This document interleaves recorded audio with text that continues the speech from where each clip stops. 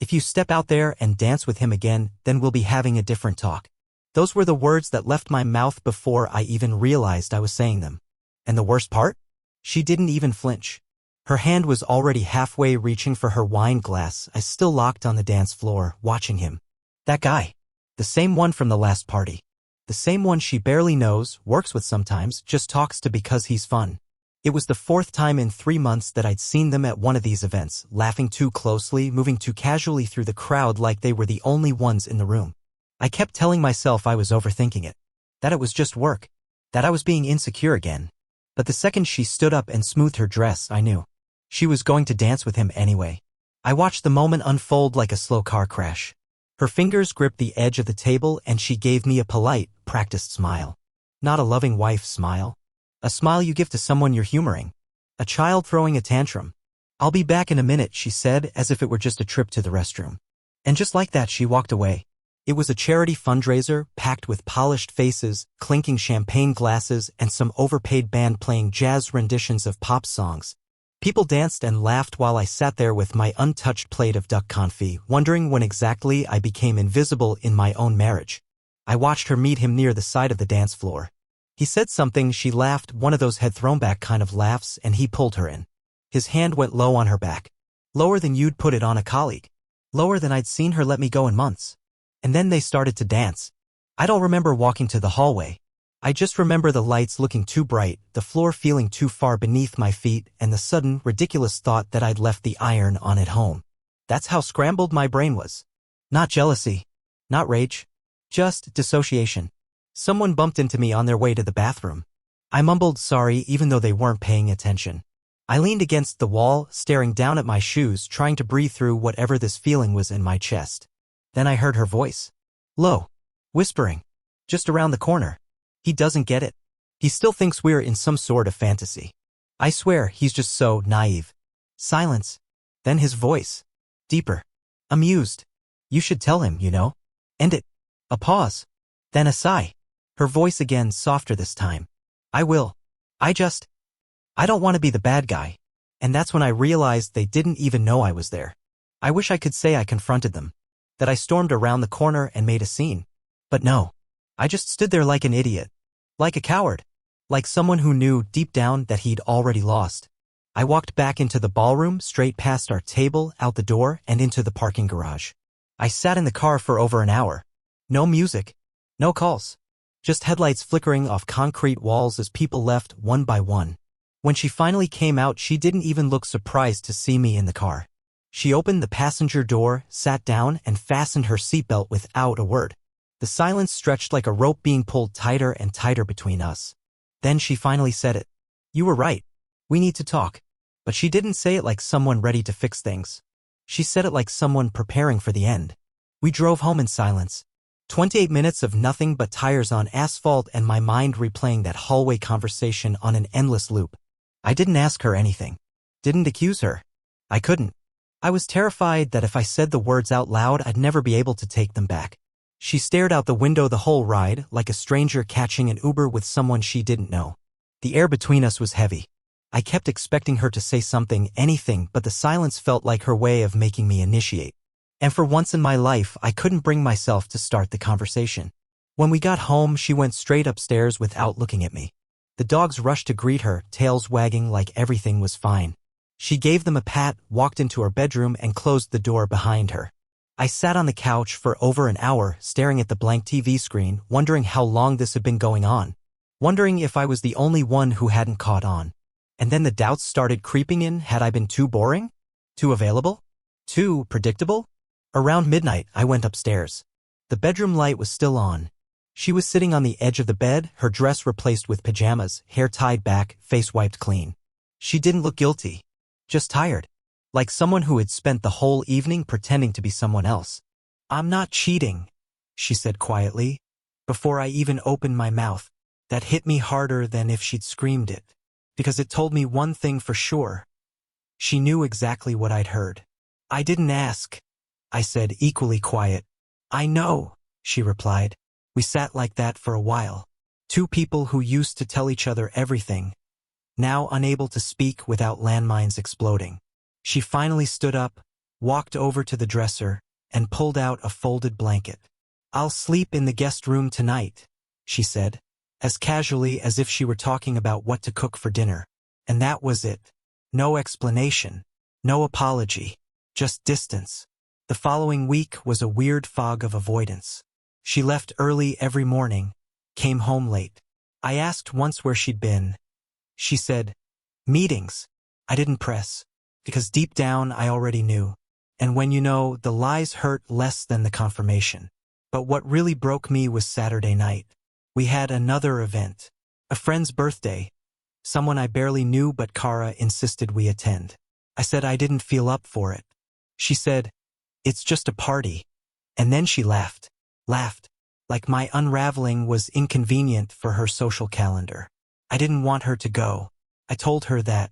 I asked as calmly as I could, "Can we just skip this one? Stay home? Talk?" She turned away while zipping her dress. "Truman, I already promised I'd be there." "And what about me?" I asked. She turned back slowly. "What about you?" That sentence, that one, clipped, cold, dismissive sentence, hit harder than anything else so far. That night, I sat in the driveway after she left. I didn't even go inside. I just sat there, gripping the steering wheel, staring at the dark house, wondering when she stopped seeing it as home. 2 hours later, I checked her location on my phone. We still had the Find My app connected. She hadn't turned it off. She was at a hotel downtown. Not the party. Not a friend's house. A hotel. I told myself there had to be a reason. A mistake.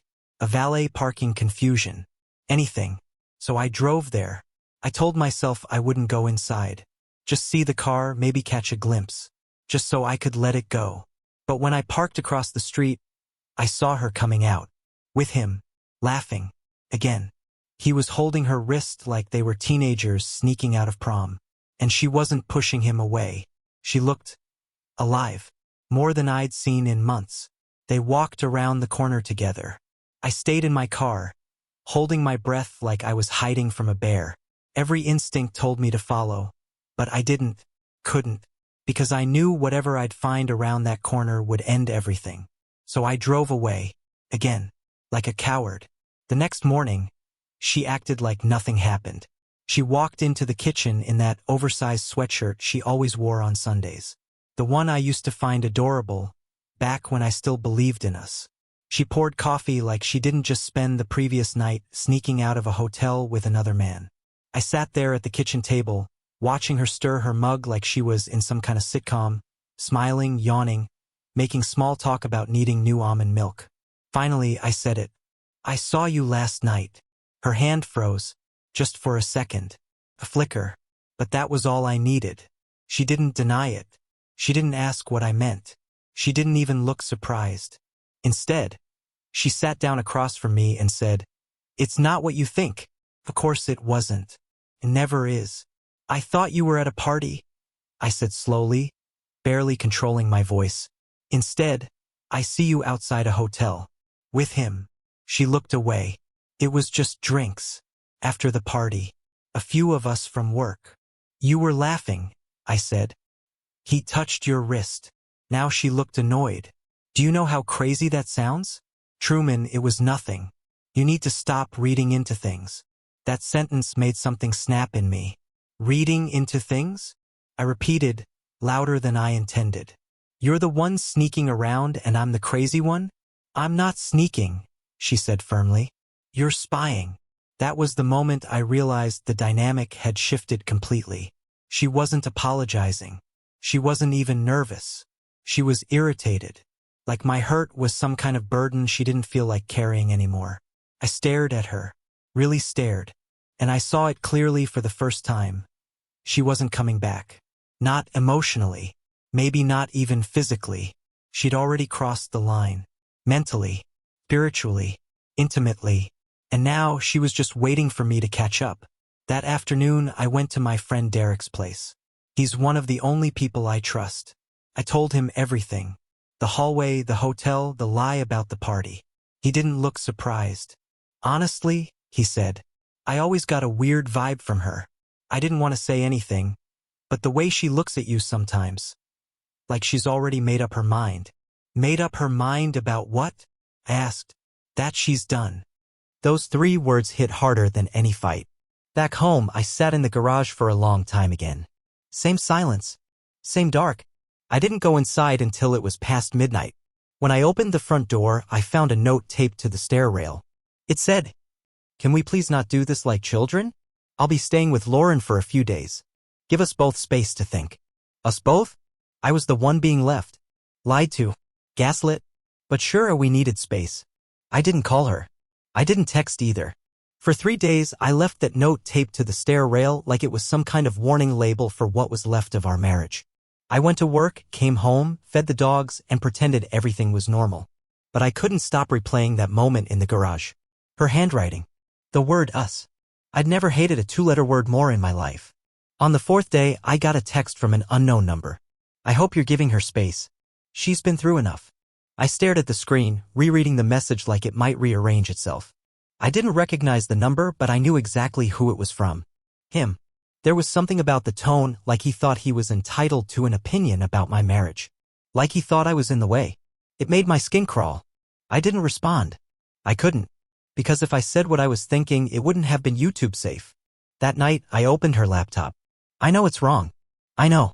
But after weeks of pretending and months of second-guessing myself, I just needed something real. Something I could hold. It wasn't password protected. She'd never changed it. The first thing I checked was her browser history. Nothing stood out. No secret accounts. No weird forums. But her email was still logged in. And that's when I saw it. A flight confirmation. To Chicago. Next week. Booked 2 days ago. One way. I clicked on the details. She wasn't going alone. 2 passengers. Her name and his. Not even a fake one. His real name. Brian Callister. It was like they weren't even trying to hide it anymore. I Googled him. His LinkedIn popped up immediately. Regional Accounts Director. Charismatic. Results driven. I could practically smell the cologne through the screen. Same guy I saw her dancing with. Same guy from the hallway whisper. And then it hit me.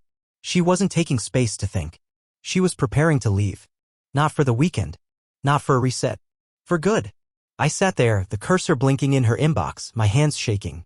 And for the first time in all of this, I whispered the words out loud. Who is he to you?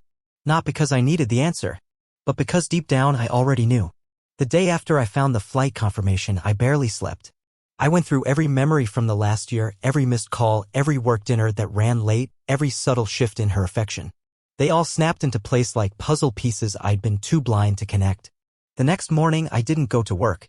I called in sick for the first time in years. I didn't even fake a cough. I just said I can't today and hung up. Then I drove to Lauren's house.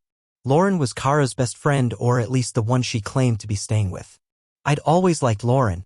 She was blunt, maybe too blunt sometimes, but she never lied. At least, not to me. When she opened the door and saw me standing there with bags under my eyes and zero pretense, she didn't even ask what was wrong. She just stepped aside and said, "You'd better come in." Her living room was cluttered with folded laundry, dog toys, and a half-eaten bowl of cereal on the coffee table. Real life. No pretense. No hotel lobbies. I didn't waste time. Is she here? Lauren shook her head. She was. First night. Then she left. Told me she was staying with her cousin after that. She doesn't have a cousin in town. I know, Lauren said. Then she exhaled hard and sat on the arm of her couch like she was bracing herself. Truman. I probably shouldn't be doing this. But you deserve to know the truth. My chest tightened. I wanted the truth. I just didn't know if I could survive it. She's been seeing him for a while, Lauren said. It started out casual. A flirtation. He was persistent and she was confused. That's what she told me. Confused. But then she stopped being confused and just stopped telling me anything at all. I swallowed. So you knew. I suspected. I confronted her about it last month. She swore it was emotional, not physical. But I didn't believe her. The room started to blur. My ears were ringing. It felt like I was underwater. She told me she was going to end things with him, Lauren continued, softer now. But then she mentioned Chicago. And I knew. I knew she wasn't coming back. I sat down hard on the nearest chair. The flight. The lies. The note. It was all real. There was no turning point. No wake-up moment. She was done and I was just background noise now. But why didn't she just say it to my face? I asked, choking back the lump in my throat. Why leave like that? Why make me feel crazy instead of honest? Lauren looked pained. Because she doesn't want to be the villain. She wants you to be the one who breaks it. So she can say he left me. That way she walks out clean. I couldn't breathe for a second. Not because it shocked me, but because it was exactly what I feared. Before I left, Lauren grabbed my wrist. I don't agree with what she did. But she did say something. I don't know if it'll matter to you, but maybe it should. I waited. She said you were too kind. Too forgiving. That it made her feel guilty all the time. Like she couldn't live up to the man you actually are. I blinked. What kind of excuse is that? I was too kind? That's why she lied? That's why she replaced me? I drove home in a fog, still clutching that last sentence in my head like it might turn into something else if I twisted it enough. I walked into our bedroom and saw her closet. Half full. Half empty. Like a stage between performances. She hadn't even packed properly, just enough to leave for a few nights. But not forever. Not yet. I sat down on the edge of the bed. And that's when I noticed her laptop was gone. And her toothbrush. And her wedding ring. A tiny dish sat empty on her nightstand. The final signal. She wasn't asking for space. She was staging her exit. And the worst part? She didn't even care enough to make it dramatic. Just gone. Like I'd been a hotel room she stayed in too long. I don't know what made me do it. Maybe it was spite. Maybe it was desperation. But that night, I booked a hotel room 2 blocks away from the one she'd been seen at. Not the same one, no. That would have made it obvious. But close enough. I needed to be near her world to finally feel how far I'd fallen out of it. I told no one where I was going. I packed light, just a duffel bag, my laptop, and a bottle of whiskey I hadn't touched since New Year's. The front desk clerk gave me a room with a view of the street. When I got up there and opened the curtains, I could see the glowing entrance of her hotel across the avenue. For a long time, I just stood at the window, watching taxis pull in and out, people coming and going with careless excitement, dressed for cocktails and rooftop selfies. One of those people might have been her. That night, I didn't sleep. Around 11:42 p.m., I saw her. In a red jacket. Hair pulled back. Laughing into her phone. She wasn't with him this time. But she wasn't alone. It was a different man. Older. Gray at the temples. Wearing a tailored coat and scarf like he stepped out of a luxury magazine. They didn't hold hands. They didn't touch. But the body language was clear. He was important. Not romantically, maybe. But strategically. And she was performing. I knew that looked too well. She disappeared into the lobby with him. I stayed at the window, fists clenched, stomach in knots, until they didn't come out. The next morning I made a decision. I went to the hotel. Hers. Not to cause a scene. Not to beg. I told the receptionist I was there for Brian Callister. The woman asked if I had an appointment. I said yes. She called his room. No answer. Then she asked for a phone number. I gave mine. I expected her to say, "Sorry, we can't help you." But instead, she handed me a key card and said, "Mr. Callister left instructions. If you're from Fulton Media, you can let yourself in." I wasn't from Fulton Media. But I didn't correct her. I took the elevator to the 12th floor, my heart pounding so hard I thought it would collapse in my chest. When I reached the door and tapped the key card, the green light blinked. The door opened. And he was in there. Alone. Sitting at a small table with a laptop open, typing something quickly. He didn't even look up. "You're early," he said without turning. "Did she send you?" I stepped inside and closed the door behind me. "No," I said calmly. "She doesn't know I'm here." That got his attention.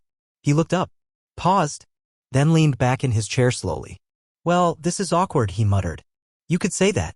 He stood, not aggressively, but with the poise of someone used to negotiation rooms and high-stakes lies. I could tell just by looking he wasn't emotional. He was a strategist. "I didn't expect to see you here," he said. "I didn't expect to be here." A long pause. Then he said something that caught me completely off guard. "She told me she loved you. Even now." My mind froze. My throat went dry. "What?" He nodded, looking strangely sincere. "She said she doesn't want to hurt you. She just doesn't know how to be the person you deserve." Her words, not mine. I hated how much I wanted to believe that. "And you?" I asked. "What are you in all this?" Her escape. He didn't answer right away. Then finally, with a tired shrug, said, "I'm just the guy who showed up when she felt forgotten." There was a hollow silence after that. He sat back down, picked up his coffee, and stared at his screen again. "I'm not proud of any of it," he added. "But you're not stopping either," I said. "No, I'm not." I walked out without saying another word. Not because I was defeated. But because, for the first time, I realized this wasn't about love anymore. This was a slow, strategic erasure of everything I was. And I wasn't going to let them finish writing me out of my own story. After I walked out of that hotel room, I didn't go back to mine. I walked for over an hour in the freezing wind without even realizing how far I'd gone. I didn't feel the cold. My mind was burning. Not with anger, not anymore, but with something much sharper. Clarity. This wasn't just betrayal. This was replacement. They had taken my silence, my loyalty, my softness, and used it like a cloak to hide what they were doing behind my back. And worst of all, they thought I wouldn't do anything. That I'd just accept it. Fade quietly into the background while they restructured my life without me. But they forgot something. I wasn't a guest in this life. I helped build it. And I still had a voice.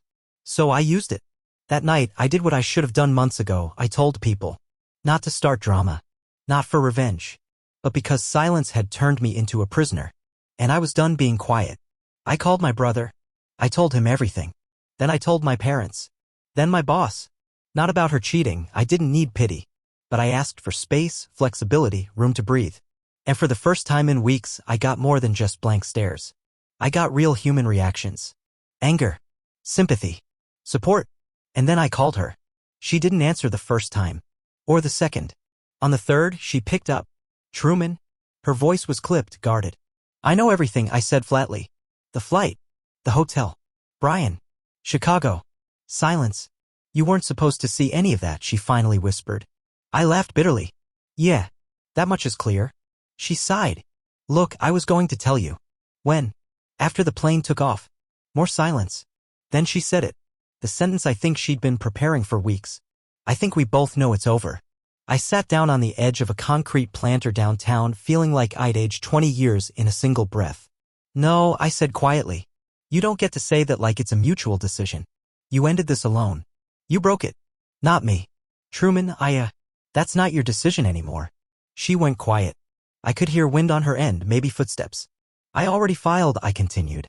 This morning. Divorce. I had the papers sent to your work address. Are you serious? She asked, shocked. I'm not going to be your fallback plan, I said. You don't get to burn down our house and then come back to warm your hands. Then I hung up. I didn't cry. I didn't scream. I didn't even feel relief. Just stillness. The kind of stillness that comes after a storm has taken everything but the foundation. That quiet moment where you realize you're standing alone, but you're still standing. Later that night, I checked my email. There was one unread message from her. No subject. No greeting. Just one line. You were never invisible. I just couldn't look at you without hating myself. I stared at that sentence for a long time. And then I deleted it. Because finally, she didn't get to narrate the ending. I did. I moved out of the house 3 weeks after I filed the papers. It wasn't a dramatic exit, no slammed doors, no shouting, no sad montages set to Coldplay songs. I just packed what was mine, left the keys in an envelope, and walked out with nothing but 2 suitcases and the dogs. I didn't even tell her I was leaving that day. She came back to a half-empty house and a note that simply said, You won't find me here anymore. Please don't look. Let's call this even. I meant it. I wasn't angry anymore. I wasn't even heartbroken. I was done. I moved into a small apartment by the river. It wasn't much, the floors creaked, the heat rattled like an old man's cough, and the kitchen could barely fit 2 people without someone bumping into a chair. But it was mine. And for the first time in years, I could breathe. At first, everything felt strange. The silence. The lack of her perfume on the pillows. The absence of tension in the air. It wasn't loneliness, it was detox. Like my body had been holding its breath for so long it forgot what calm even felt like. I started small. I took the dogs on longer walks. I bought real groceries instead of ordering delivery. I started writing again, nothing fancy, just little thoughts, scattered memories, scenes from a life I almost forgot I had outside of her. And slowly, the sadness was replaced with peace. Not excitement. Not revenge. Just peace. I didn't stalk her social media. I didn't ask mutual friends what she was doing. I genuinely didn't want to know. Because the truth is, once you stop asking questions that hurt, your life starts answering ones that heal. One morning, a letter came from her lawyer. Final confirmation. Divorce granted. No disputes. No drama. Just 2 signatures and it was over. I took a walk that day. Same path by the river, but everything looked different. Brighter. Quieter. On the way back, I passed a small coffee shop I'd never noticed before. A new place. Warm light, jazz humming inside. I went in. Ordered a black coffee. Sat by the window. That's when she walked in. Not Kara. Someone else. A woman with dark curly hair, paint on her sleeves, and the kind of presence that doesn't try to be magnetic, it just is. She looked around for a spot, her hands full with a sketchbook and a latte she clearly regretted ordering in a to-go cup. Without thinking, I motioned to the empty chair across from me. She looked surprised. Then smiled. Thanks, she said. We didn't talk much that day. Just shared a table, our own quiet thoughts, and the occasional glance up when the music changed. But something shifted. Not a spark. Not a rebound. A beginning. It wasn't dramatic. It wasn't cinematic. It was something better. Real. Looking back now, months later, I finally understand something I couldn't see back then. I didn't lose her. She lost someone who would have stood beside her in every storm. I didn't just survive what she did to me. I started to live because of it. And maybe, just maybe, that was the plan all along.